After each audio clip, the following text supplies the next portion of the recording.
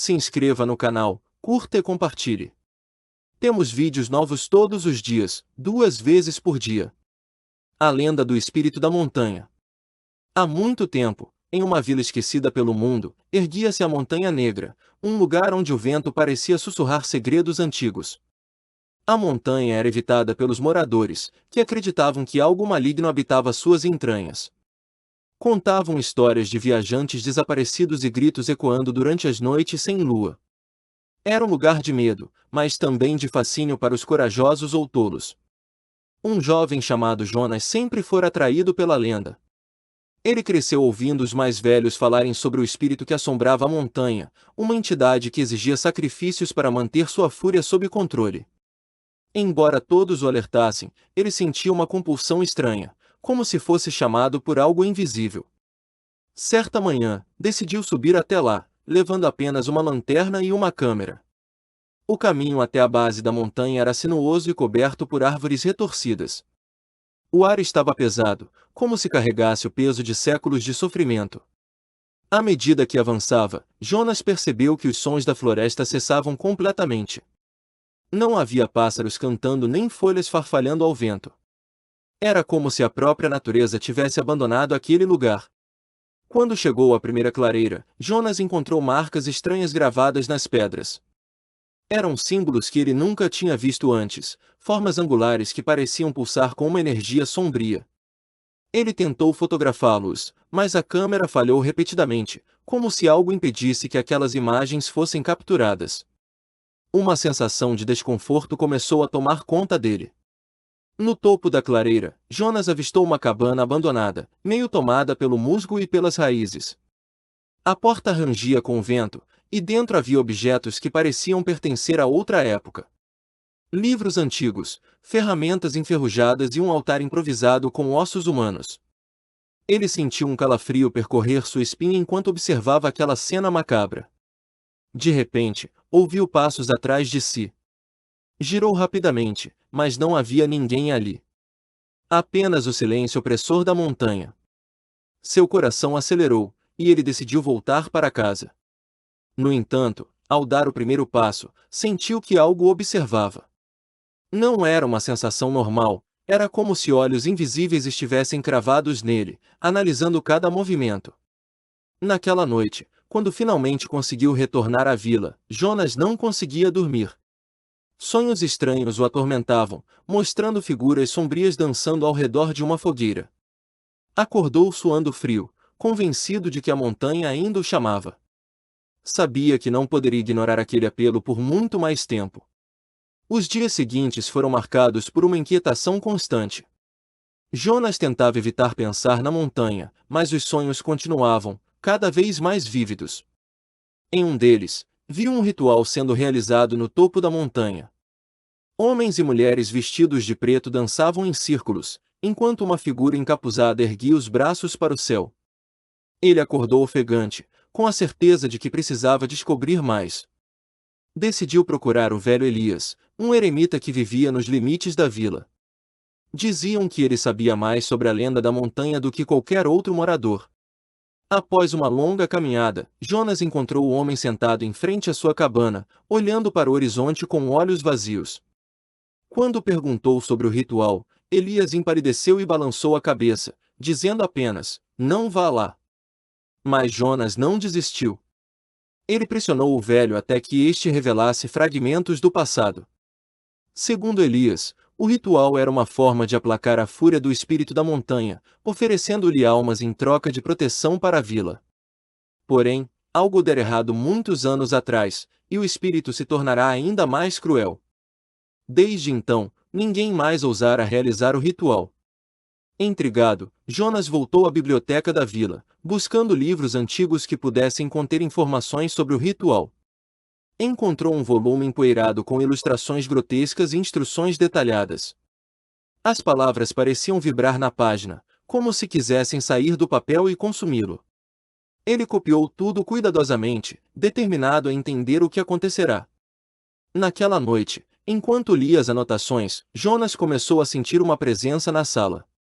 Não havia ninguém ali, mas o ar estava denso, como se algo invisível estivesse pairando sobre ele.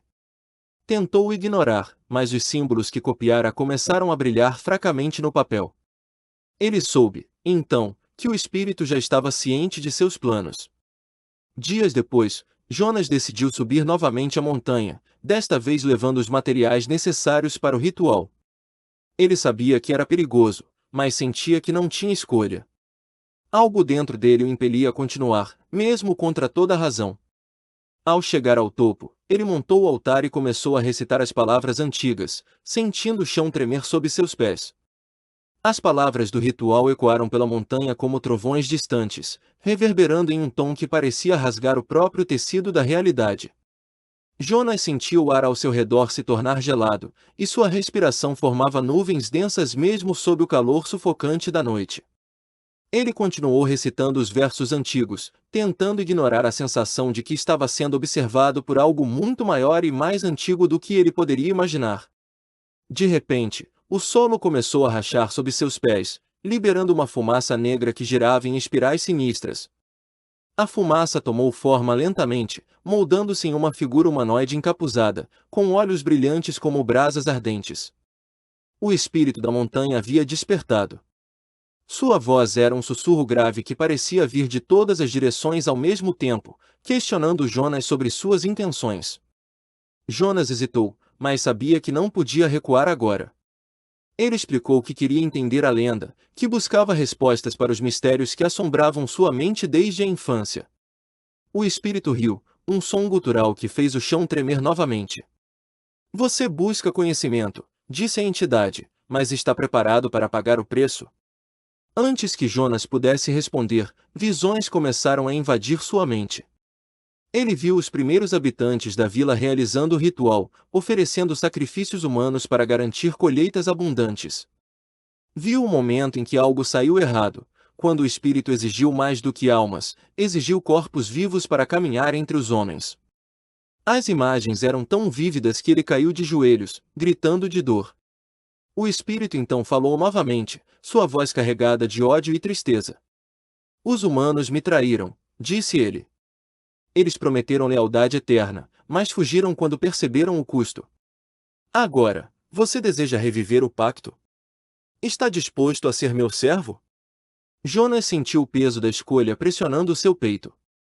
Sabia que aceitar significaria perder sua humanidade, mas também sabia que voltar sem respostas seria insuportável. Ele concordou, hesitante, e o espírito soltou uma risada cruel antes de desaparecer na escuridão.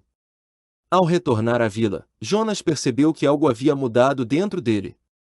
Seus pensamentos estavam mais sombrios, e ele sentia uma conexão estranha com a montanha, como se parte dela agora residisse em sua alma. Os moradores notaram a mudança em seu comportamento e começaram a evitá-lo, murmurando sobre sinais de maldição. Os dias seguintes foram marcados por eventos inexplicáveis. Animais começaram a desaparecer, e os campos outrora férteis secaram rapidamente. Os moradores culpavam Jonas, dizendo que ele havia despertado a ira do espírito ao subir a montanha. Ele tentou negar, mas sabia que havia verdade nas acusações. O espírito estava exercendo seu poder, e Jonas era o elo entre ele e a vila. Certa noite, enquanto Jonas dormia, foi visitado pelo espírito em seus sonhos. A entidade exigiu que ele trouxesse uma oferta, uma vida humana, para provar sua lealdade. Jonas acordou suando frio, sabendo que não poderia cumprir tal demanda. Mas, ao mesmo tempo, sentia uma compulsão crescente, como se sua própria vontade estivesse sendo corroída. A tensão na vila atingiu o ponto de ruptura quando uma criança desapareceu sem deixar vestígios. Os moradores, enfurecidos, cercaram a casa de Jonas, exigindo respostas. Ele tentou explicar que não tinha nada a ver com o desaparecimento, mas ninguém acreditou. Quando ameaçaram linchá-lo, Jonas invocou o poder do espírito sem pensar, e uma tempestade devastadora surgiu do nada, forçando os moradores a recuarem. No caos que se seguiu, Jonas percebeu que estava perdendo o controle. O espírito estava se fortalecendo através dele, alimentando-se de seu medo e desespero. Ele tentou resistir, mas era como lutar contra uma maré implacável. Cada vez mais, sentia a presença do espírito tomando conta de sua mente, sussurrando promessas de poder e vingança. A vila começou a ruir. casas pegavam fogo sem motivo aparente, e os poucos animais restantes eram encontrados mortos, com expressões de terror congeladas em seus rostos. Jonas sabia que precisava fazer algo para impedir a destruição total, mas não conseguia encontrar uma maneira de romper o pacto. Ele estava preso em uma armadilha de sua própria criação. Desesperado, Jonas voltou à cabana do velho Elias, esperando encontrar alguma solução. O eremita estava ainda mais frágil do que antes, mas seus olhos brilharam com compreensão quando Jonas explicou o que havia acontecido. Você fez um pacto com algo que não pode controlar, disse Elias. A única maneira de quebrá-lo é oferecendo sua própria alma. Jonas ficou paralisado com a revelação. Sabia que Elias estava certo, mas a ideia de entregar sua vida ao espírito era aterrorizante. No entanto, também sabia que não havia outra saída. A vila estava à beira da destruição completa, e ele era o responsável. Decidiu subir a montanha uma última vez, determinado a enfrentar o espírito e pagar o preço final.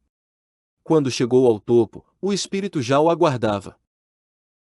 A entidade sorriu ao perceber a decisão de Jonas, mas havia algo diferente em sua postura, uma leve hesitação, como se até mesmo o espírito estivesse surpreso com a coragem do jovem.